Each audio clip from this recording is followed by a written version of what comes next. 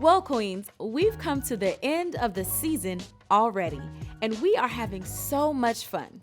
But we have a special surprise for you. We have our very own Queen's Journey t-shirts, so you can rep the tribe during our downtime. If you attend CRC, they'll be available at our resource desk after service on Sundays. But if not, you can email queensjourney@crcglobal.org. Cop your tea, connect with another queen, and catch up on season 1.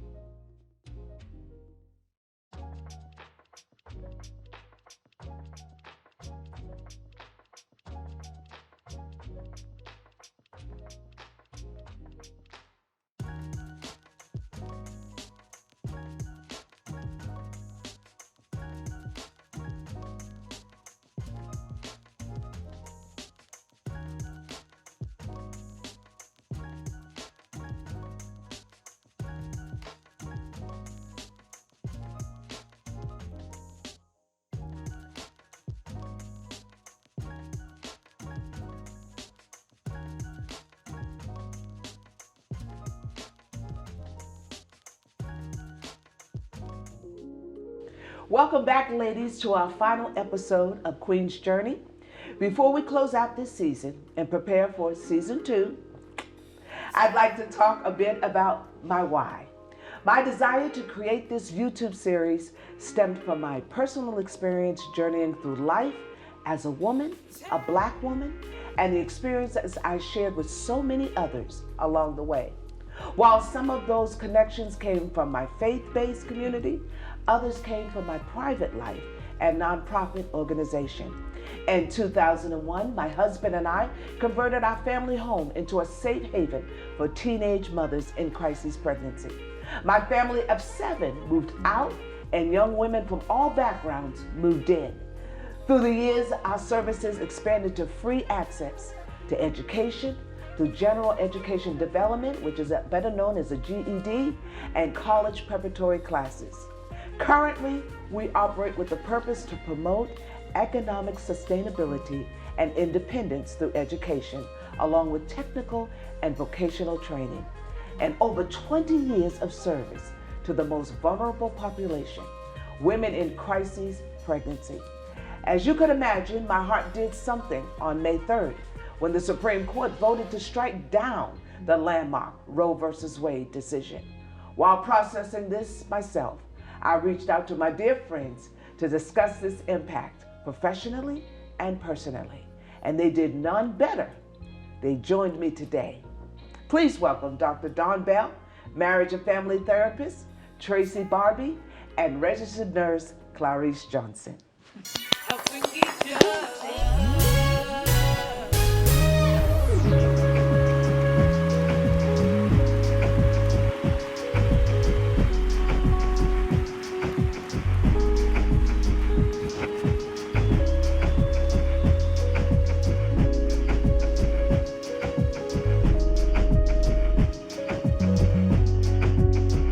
Welcome to Queen's Journey. I am your host, Janine McBath.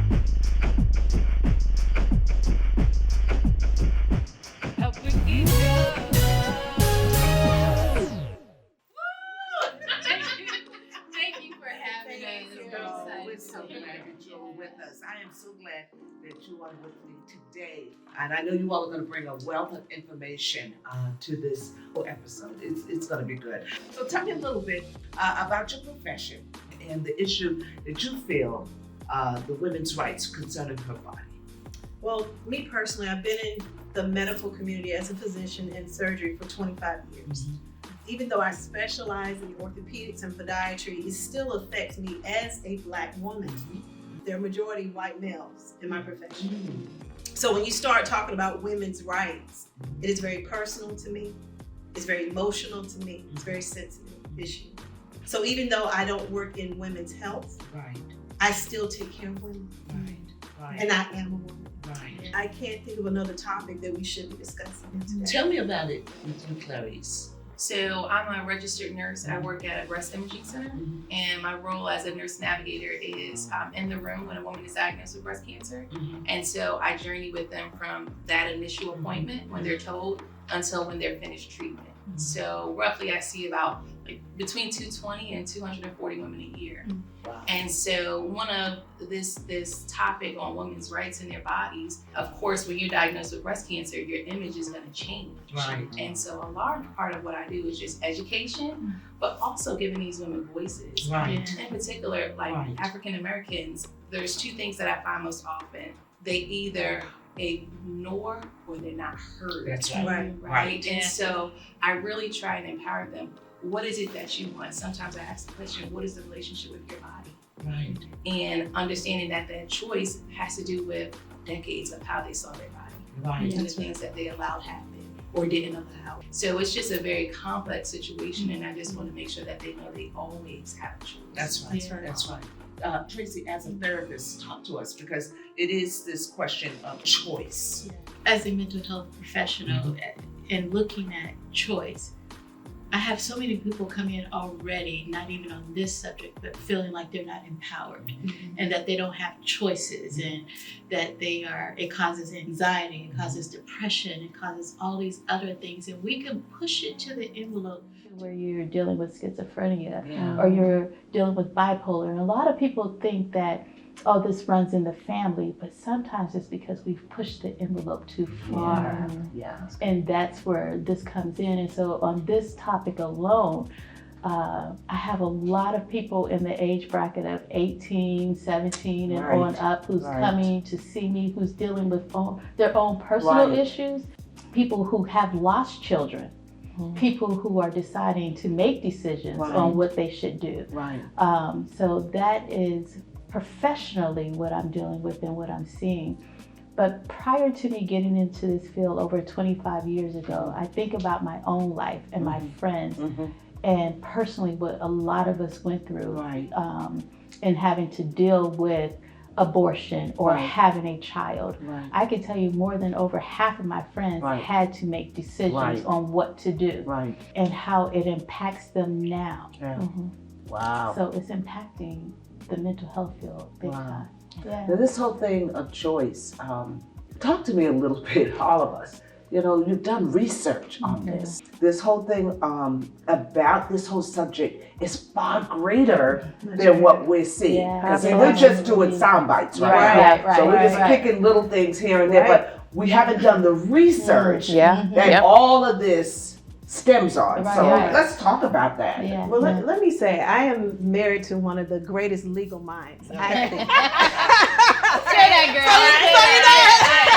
I had to give my husband a little shout out. So I had to talk to, the great.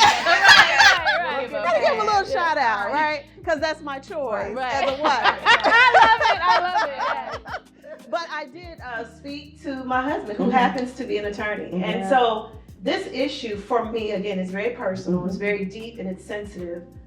Because again, I've lived through some things in my life where I came from a very small rural area in North Carolina where there was not access to medical care. I had to travel for miles to see that particular doctor at 6 years old, who happened to be a female, not black female, but she was a female. That day at 6 years old, I knew that I wanted to spend my life helping people. It doesn't matter what they look like or what they went through. And as a physician, we deal with privacy. So when I spoke to my husband, I said, what is the bigger issue? Because I keep hearing all this chaos. You know, people talking loud, but saying nothing. And he said, legally, it's about privacy. So when you get to the point that you want to take away somebody's right of privacy when it comes to their body, there is a bigger issue. And especially for women, before Roe versus Wade, abortion was illegal. So we're going to talk about it. Abortions have been going on for centuries. It's not new. It's not new. I mean, it's documented that even the Egyptians in I think it was in the 1500s before Christ, that they were utilizing herbs and tools and instrumentations to do what we call abortion. So my husband brought up privacy. in the medical community, we have to take an oath to do no harm. We also have to be trained to not divulge someone else's privacy. Right. Yeah, right. My job is to present the medical fact, give them the risk and the benefits of that procedure. At that point, I have to make sure that they have enough intellect. Right. Right. As a human being, that they can make a conscious decision. Right. Which we call it consent. Right. So before any procedure, whether it's an abortion or an amputation, I have to explain the procedure, give risk, benefits, and trust that they can make a sound decision. Right. So what we're looking at, once you overturn one decision or privacy of a human body, it's like pulling a thread from a garment. It's going to unravel other things that we have no idea. It's going to open up Pandora's box, which deals with contraceptives, which deals with marriages and the rights of a woman's body, with her own husband. We're going to deal with a lot of things.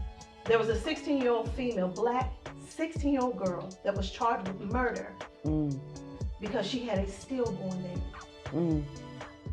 Now, I had a stillborn at the age of 39. And people don't understand there is no jail big enough that you could have put me in for the pain that I still have to live with. Right, that's right. For someone to come and charge me potentially with murdering my child without giving me the option.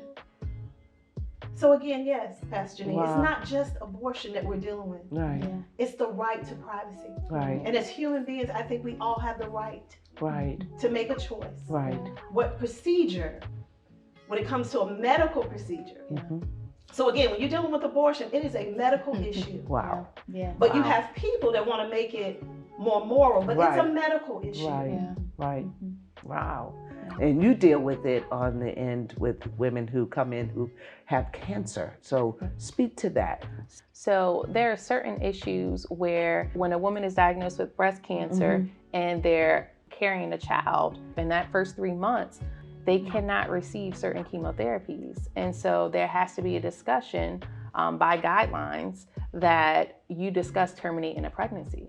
So a doctor has to discuss that with the patient. And even when I meet them first, you know, unfortunately, I have to know those situations and I have to ask, how far are you along? So not only are they determining about treatment and saving their life, but also the life of their unborn child. And so it's not as clear cut as people like to think. And so whatever their decision, I have to support them. And much like Dr. Dawn was saying, is with education, understanding the pros and cons. And wherever you land, I'm going to support you. And I think that's the key, is that, you know, a lot of people are not educated. Again, they just stop with those little sound bites and they just don't go deeper. And so, you know, Tracy, talk to us about that, about the mental, you know, if somebody has cancer and they got to make a decision. I'm thinking about my friend who's in the military, and as she was getting out, she found out she had breast cancer. She's having to deal mentally with just, am I going to make it? Am I going to have to survive? And so just think, if she was pregnant, do I give up my chemo for 3 months? Or do I keep my child? What do I do in this situation? So I'm already struggling with, I don't want to lose my life. Now I have somebody else's life in my hand and I have to make a choice. But if this is overturned, I don't have a choice. I don't have an option. I have to keep it. So I don't even get to make a choice on whether or not I get the chemo or not. So then, could that push me off to the edge? Wow. I'm dealing with depression now. You know, there's something called persistent depression. So I can have depression, I can be in that stage and I can come out of it. But persistent depression is where I'm in it all the time. And people don't think about that. I don't have happy days. I don't have this. That can push somebody to that perspective of life. Wow.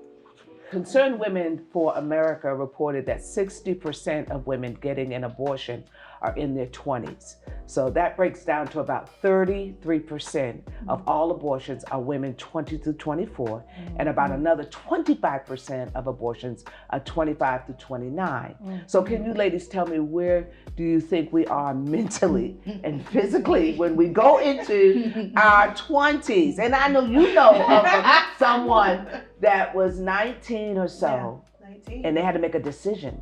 And so I'm laughing because I remember my teenage years and 20 years. I was in college. Yeah. I was turning it up. I was living my best life. But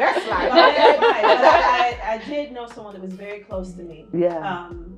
That had very similar upbringings as I did. Came from a very abusive home, alcoholism. And this particular friend of mine, she was able to get a scholarship in basketball to go to a Division II school to pursue her dream. And there she honored her parents all those years, and she was a virgin until the age of 19. Thought she had fallen in love with the man of her dreams. And so this friend of mine at 19, she found herself pregnant and had to make a decision to either keep the child and lose her scholarship, go back home to an abusive situation, or have an abortion and to pursue what she thought was her dream. So again, when you're dealing with medical issues, it's so deep. The psychological and mental impact. This friend of mine is now in her 50s, and the trauma of still thinking about that day. Because what people don't understand, the decision to have an abortion is not an easy decision to make. Not for someone, again, that's in their right mind. A human that's in their right mind that can think logically. But at 19, when you feel like there is nowhere you can turn, there is no home when there's abuse in the home. The only choice you see is, okay, terminate. But the stain of that lives with these people the rest of their lives. And this young lady right now still feels shame and guilt over the years. And she is struggling even now trying to have her own children. And so she remembers making that one decision and now living a life where she cannot have children. Can you imagine the impact of that young lady? And so again, for me, and choosing a field when dealing with privacy and having to talk to patients and listen to patients, I'm not there to judge. That's right. And so I want to make something clear. I don't believe that you should murder anyone. Right. And we use that word murder so loosely. That's right. Yes. But the term abortion was also used with miscarriages. That's right. Whether it happened spontaneously or you went and had a surgical procedure. So again, educating yourself before you start using words as far as abortion and murder. I want to caution people to really stop for a moment. And understand that there are implications. Whatever they choose to do, there are implications having an abortion, and there's going to be an implication in not having it. And it's not cut and dry. It's not cut and dry. It's not a decision that someone else should make for you. That's right. What do you feel? I'm thinking, oh my God, 19-year-old me, 20, and it's so funny because I was talking earlier, we all have our 20-year-old children, and it's all or nothing at this age, It's this or that, and I just look at myself if I look back at 20 and all the silly, but I thought was, silly things. At 20, I actually got fired from the hospital I work at. Why? Not because I wasn't smart, because I fell asleep at work. I fell asleep and they walked me right out. Literally, I came in at work at 7 o'clock and my patient, you work with mental health. A lot of times they would sit us with people who were just unstable. And my patient, she was bipolar and she was sleeping and I thought, oh good, we can sleep. We can sleep together. I had to cover over me and everything. This is 7 o'clock in the morning. And then literally by 8:15, I was fired, terminated from the very hospital that I've been employed since 2008 at 20 years old, only because I was immature, right? I was invincible. Nobody could catch me. I'm good. The lights is out. They talking. I'm good. Terminated. Terminated. But I think, man, having to deal with your friend who was 19. Yeah. I was invincible. You couldn't tell me nothing. Right. Yeah. You know? Yeah. So it's unfortunate. We got to give, these young people some grace. Yeah. And education. Yeah. Even when I met my husband, it was the grace of God that I did not get pregnant during that. We were like rabbits. I'm just telling you. Yeah. We were in college and we were just doing us. Medically, that's right? Right. That's the age. That's what we do. That's right? what you do. So at that point, I couldn't even imagine having to stop my career, stop college, stop all of that, disappoint everybody who was like, oh, she's one of the first ones in the house, the first female. I couldn't imagine. So the immaturity of that I was in at that space in my life, it's like, what? Yeah. And now if that law was in place, I'm like, what about all of my friends who were in college doing the same thing I did? Yeah. And I'm supporting them and I'm helping them through their choices of doing what they have to do for themselves. Right. We're talking about women's right to make choices over their bodies. And in those delicate moments, we need help, grace, and mercy. Well, House of Esther organization exists to do just that while erasing the hurt, erasing the need, and giving hope. Janine McBath is the founder and president, and her heart is to remind everyone that we can shine the light others need to get through the dark times of their lives. She and her team at House of Esther do just that. They are providing holistic services to pregnant mothers, homeless mothers, their children, and at-risk youth. There are so many ways to connect with them. You can volunteer, give a donation, and even donate material goods. Whether someone you know is looking for help, more information, or a way to get involved, visit House of Esther organization. I just want us to understand that, if these laws come into place, there's so many other things that have to line up with these laws. And we talked about it earlier about even contraceptives. Now, Because all of us use those. Right. That's attached to Yes. the bill. People don't even realize that law is that thread you were talking about. Yes. You ain't going to Yes. contraceptives are going There's to fall out of it. contraceptives where they can ban contraceptives. And so you can can't tell use me it. when I can have a child. Yeah. If I feel like I don't want a child right now, and we all of us have used them. Yeah. Even they work for us and it didn't, Right. because mine worked and it didn't. 99.9. Anyway, I don't know about them IUDs and all that stuff. Yeah. But again, you're telling me if I say I don't want any more kids, or even have a tubulation to say that I want my tubes tied, you're gonna tell me I can't? Yeah. It goes come on. beyond the surface. Yeah. And so again, I implore people to really read and investigate, especially if you can vote. Yeah. It is so important to read the laws, even if you don't understand them. Yeah. Just read it. Yeah. Because there's so many deals that are being made, what we call backroom, Right. that we are not privy to. Right. And so it is scary. And my son is 14. And so I think about what he's going to walk into by the time he gets 19 and 20. Yeah. And so people that are making these laws are speaking loud, that may have never been through That's right. abortion, or maybe never taken birth control. I don't know. And maybe they live in a bubble. That's what my husband said. They live in a bubble. They never did nothing. I never. Yeah. Right. Lying is a sin too, right? So I would just caution people before we quickly judge. Especially as Christians. That we still need to extend grace. And mercy, because until you sit down and know someone's entire story and understand what the ramifications of life is, that we don't have the right to spew hate. We don't. And I think that's the key, is the whole key of love. Whether or not you're a Christian or not, it's just love. You can't look down on people because of the decision that they make.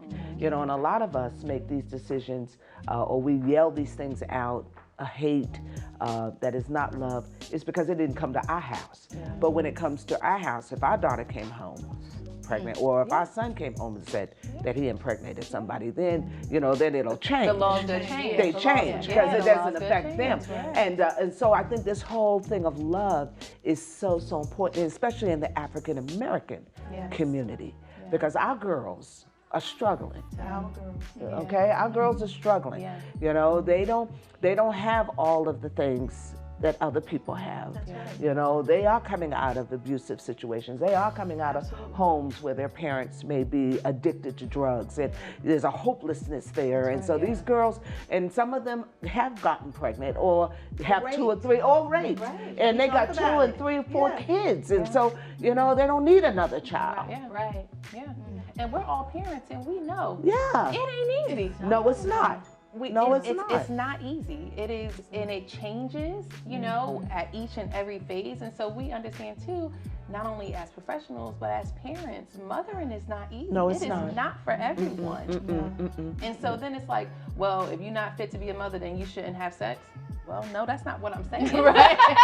So it's like, you guys, we got to talk about this thing. You can't take that away. Yeah, that's So right. It's like God gives us a choice. But then people are becoming God in our life, Yeah. and saying, no, I'm going to tell you what Yeah. your choice Your is. God. I'm Yeah. going to be your God, and this is what you will do and you won't do. Right. I don't need a representative over my reproductive system. Right. I don't. Right. I can do that all by Right. myself. Yeah. I think I'm Right. intelligent enough Right. to say, this is what I want, Right. and this is what I don't want. Right. And so for somebody to say, no, I'm going to choose whether you do or you don't, Right. and whether you can use contraceptives or not. That's right. Because there's other laws, again, That's right. as we talked That's about, right. that will come into play. And you all know that I have a home for Yeah. girls, and you know that's what I've been doing over the last 20 years, an alternative. And I think the thing that gets me is that we fight against all of this, but we give no alternative. You know, all we want to do is shout into the darkness, but we don't want to give any alternative. And I remember one day, one of my young ladies came to me and she said, well, you know, Lady J, you know, I am pregnant and I'm thinking about abortion. My first thought was not to make her feel bad or to look down on her. I told her, I said, this is your choice. Now, there's an alternative that if you decide, you could bring that baby into the house. But it's your choice. You know, I can't make that choice for her. I can't tell her, no, you shouldn't have an abortion and make her feel bad. The environment she was coming from, where she had to cross over her mother who was shooting up that morning? No, you know?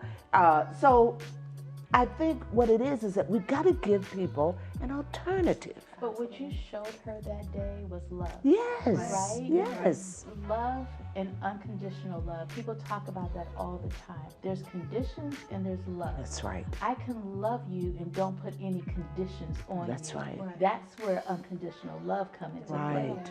So you loved her unconditionally. Right. A lot of people don't know how to do that. They love with conditions. That's right. So it's not unconditional love. So Right. when you said, your choice. That's it. I'll love you regardless of regardless. your choice. Here's an alternative. Right. Right. So you gave her options. Right. That's right. That's Which right. is love. Yeah. But if you choose whatever way you go, I'm still gonna love you. Yeah. That's unconditional love. Right. I'm not putting any judgment on you. Right. I'm not saying you have to do this, or if you do this, you're out of this house. Right. You're not doing that. Right. That's you right. are loving unconditional. Right.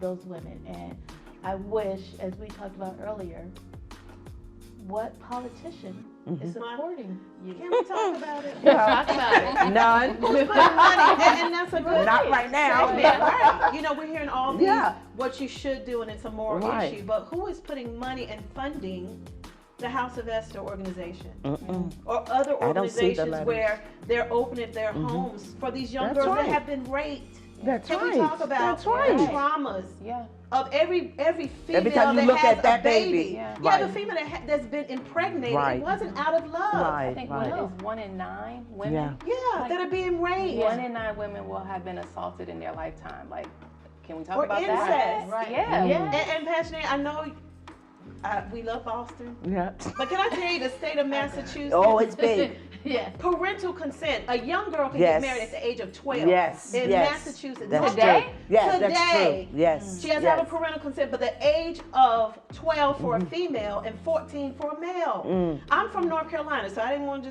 just talk about that too, but I'm talking about my state. Right. They just raised the age from 14 to 16.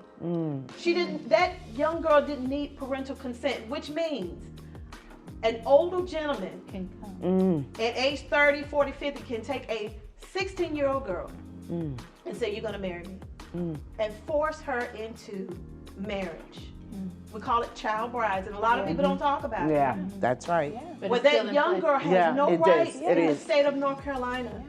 These young girls are crying out. Sexual trafficking. That's right. There was a young girl at the right. Dallas Mavericks game recently, Yeah. went to the restroom. And everybody's watching the finals, right? Yeah. Now, I'm not a Dallas fan, so don't look at me. Don't look at me. That's okay. They're not in it. They're not in it anymore. They're not in it right now. But a young girl went to the game with her father, went to the restroom. She was trafficked. He It's on went the to the rise. police in Dallas to file a complaint that his daughter was missing. And they said, oh, no big deal. They looked around the arena, apparently couldn't find her. 11 days later, she was found in the state of Oklahoma in a hotel room where they had already violated her. So we don't talk about the traumas That's that are right. attached That's to right. laws that men are making Yeah. or people are making That's right. that don't necessarily That's live in our right. world. That's right. Yeah. And so, again, I have to applaud you. You don't always talk about the problem. You have solutions. But where are the politicians? Yeah. Where's the representatives and congressmen of Virginia, Yeah.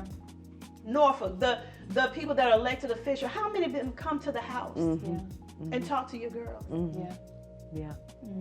That's right. that's my question. That's it. Until That's you it. sit down again with someone That's and it. listen to their story. That's it. Yeah. Don't pass judgment if No. you've never been through it. That's right. Or you've taken the time to sit with that young lady and find out what her needs are. Yeah. Yeah.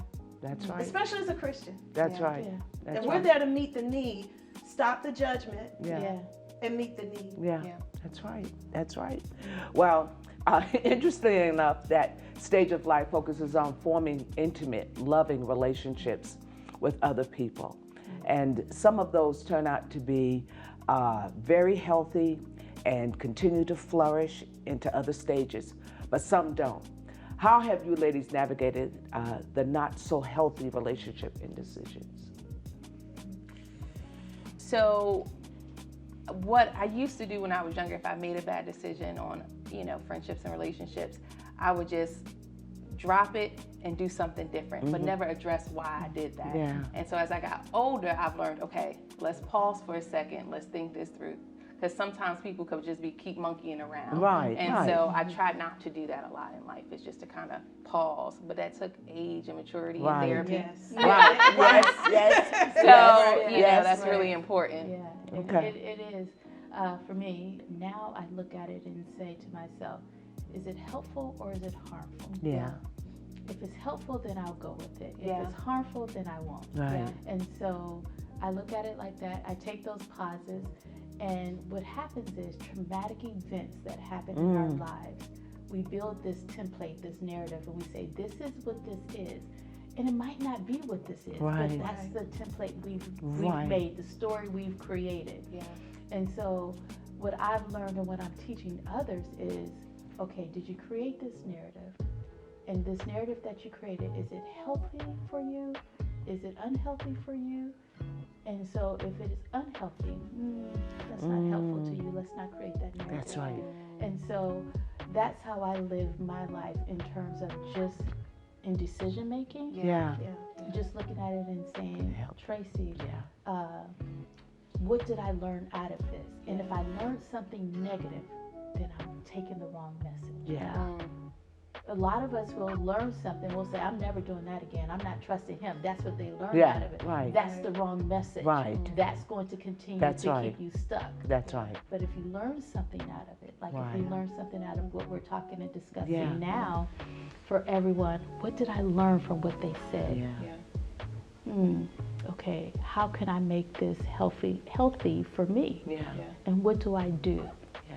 I have to respond in some form or fashion. Responsibility is this: not feeling guilty. Yeah. Not saying I own this, but saying I can respond by not saying anything.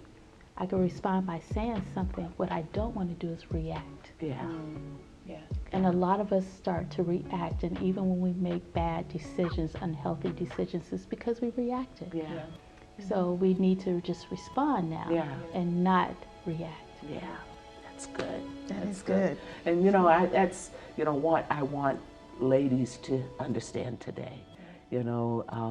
To make the decision to respond, and to make a decision to walk out of that fear and that oppressive thinking of the past, of the things that the decision that I made, if it was a good one or a bad one, but I don't want you to continue the rest of your life oppressed by that decision, because then you never move forward and you never be able to accomplish, because that thing is always over your head. But to be able to say today, I am making a decision today to move forward.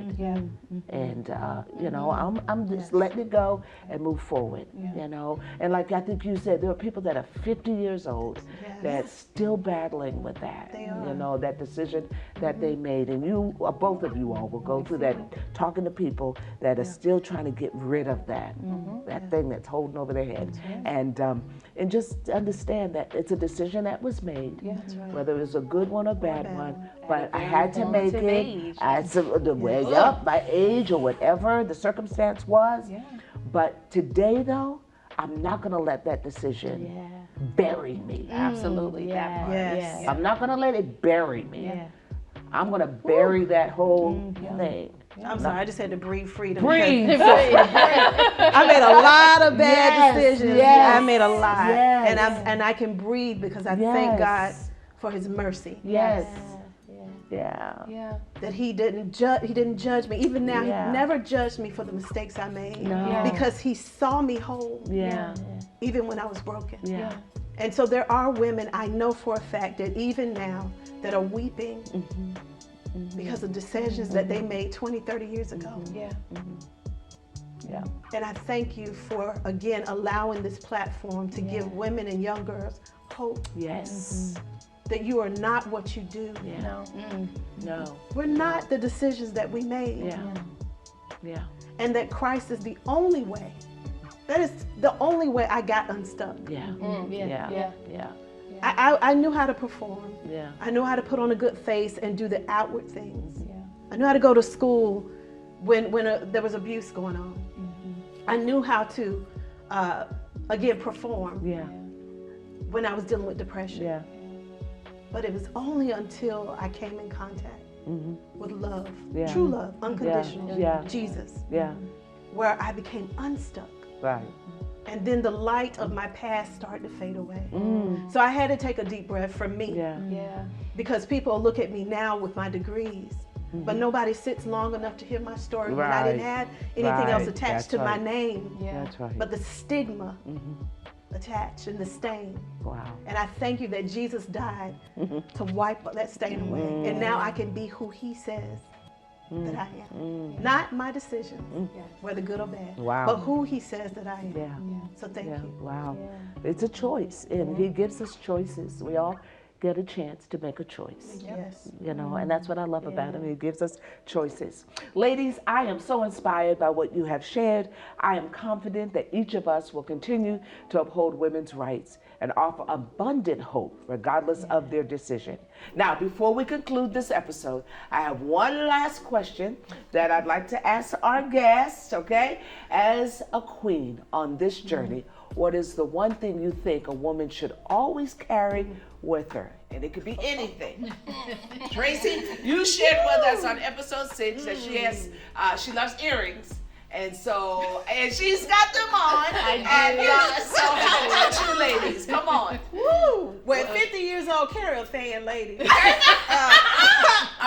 is a must. If it's a woman thing, carry a fan. Carry a fan. Because there are moments where you don't want to be, you had a real fan. And I wish I had it in my pocket, because God knows.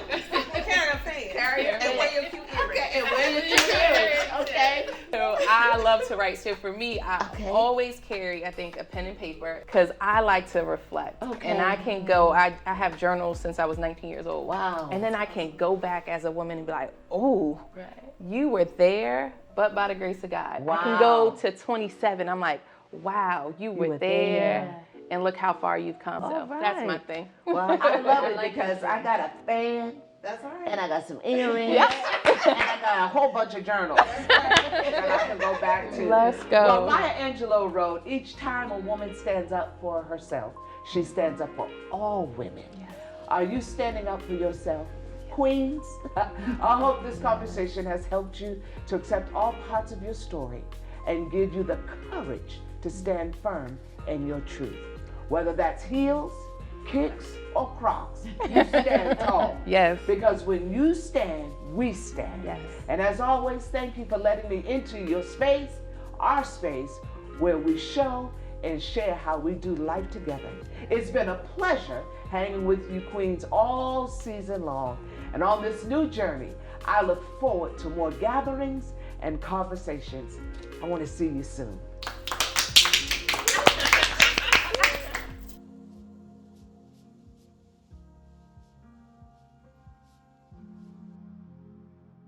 Helping each other.